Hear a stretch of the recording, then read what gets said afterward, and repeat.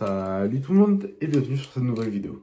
Aujourd'hui, on se retrouve pour, non pas la review de ce pistolet qui a déjà été fait, mais du Red Dot qui l'accompagne. Donc, c'est un Red Dot Swiss Arms, enfin, du distributeur Swiss Arms. Je pense qu'on peut le trouver sous d'autres marques. Alors, c'est un Red Dot que j'ai payé 35 € en armurerie et j'en ai commandé un autre sur Naturabuy à 24 € et il y avait 7 € de frais de port, donc 37 €, ça revient à peu près au même que quand je l'ai acheté en boutique. Donc les caractéristiques de ce viseur, c'est un viseur du coup de la marque ou distributeur Swiss Arms. Il est fait en ABS, tout est en ABS sauf les attaches qui sont ici et ici, donc avec les vis bien évidemment. Qu'est-ce qui est en métal? Le capot de réglage et le réglage de l'intensité, allumé, éteint, etc. Et il n'y a rien d'autre. Ensuite, il a une vitre, comme vous le voyez, soi-disant anti-reflet, mais comme vous pouvez le constater, ce n'est pas anti-reflet. À l'arrière, par contre, ça fonctionne un poil mieux. Voilà. Donc, c'est un viseur qui fait uniquement point rouge. Il ne fait pas point vert, il ne fait pas des formes bizarres. Il fait uniquement point rouge. Et aussi mire de secours.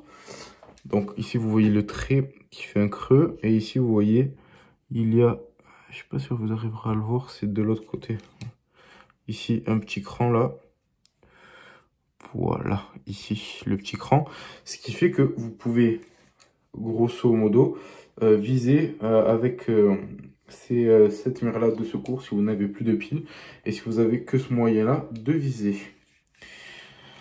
Donc je vais vous montrer allumé. Donc ça, c'est niveau 11.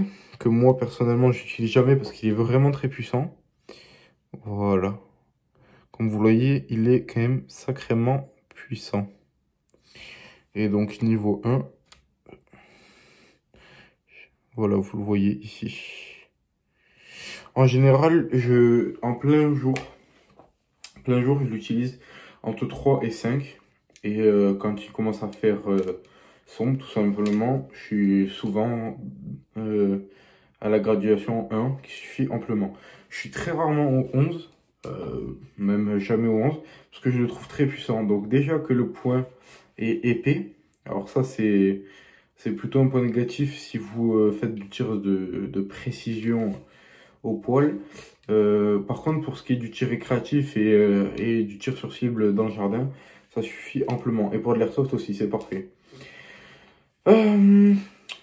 Donc, il a une particularité que j'aime beaucoup, c'est qu'il est réversible en 11 mm, donc comme sur le pistolet et sur ma carabine à plomb et sur la plupart des carabines à plomb et des fusils. Mais on peut le monter également sur du 22 mm, donc du rail Picatinny. Ça, c'est vraiment un gros avantage si par exemple vous avez un fusil d'airsoft ou même une carabine à plomb, il y en a de plus en plus avec le rail Picatinny. Et à côté un pistolet ou une carabine avec le 11 mm et que vous voulez changer. Donc après c'est un peu bête parce que du coup il va falloir tout régler. Mais c'est vrai qu'au niveau polyvalence c'est pas mal. Et pour un viseur entre 25 et 35 €, le montage sur du 11 mm c'est pas fréquent du tout. Donc ça c'est plutôt un bon point. Ensuite au niveau du réglage c'est quand même un petit peu merdique je trouve. Le réglage est plutôt aléatoire. Donc il se fait en hauteur ici et en dérive sur le côté.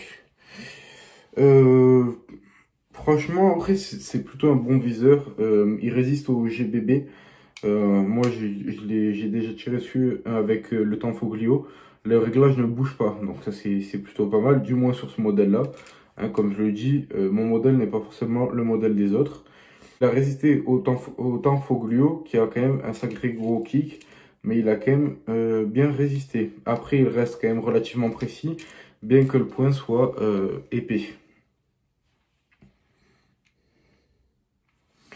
Ce que je trouve pas mal aussi, c'est comme monté ici sur un pistolet, il est très léger. Du fait qu'il soit totalement en polymère, ça fait que ça déséquilibre pas vraiment l'arme et c'est plutôt agréable tout simplement. Après, le seul bémol, c'est que vu que c'est en ABS, ça a tendance à moins résister au choc, etc.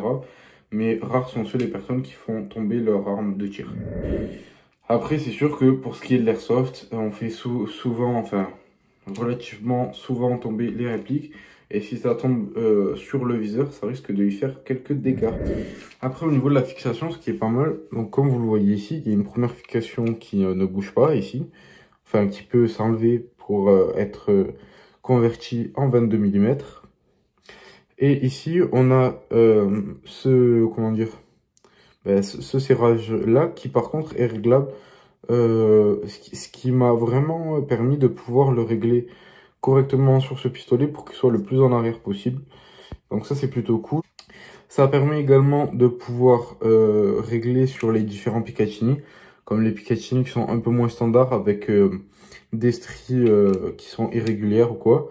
Donc ça, c'est plutôt un très bon point. Je trouve que pour un Red Dot de ce prix-là, c'est super bien. Il y a beaucoup de fonctionnalités. Il est convertible, il est réglable.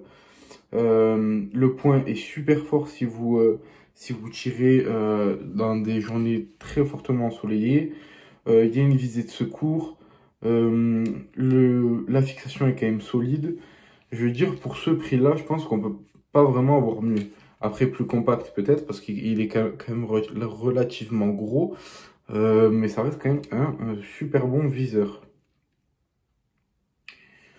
Donc voilà, j'en ai fini pour cette courte vidéo. J'espère qu'elle vous aura plu et qu'elle vous aura servi pour faire votre choix sur ce viseur. Parce qu'il n'y a clairement aucune vidéo, enfin je n'ai trouvé aucune sur ce viseur. Donc voilà, mon avis, rapport qualité-prix, plutôt très bien. Donc j'en ai fini pour cette vidéo. N'hésitez pas à commenter si vous avez quoi que ce soit comme question. Et puis je vous dis à la prochaine pour une prochaine vidéo. Ciao tout le monde!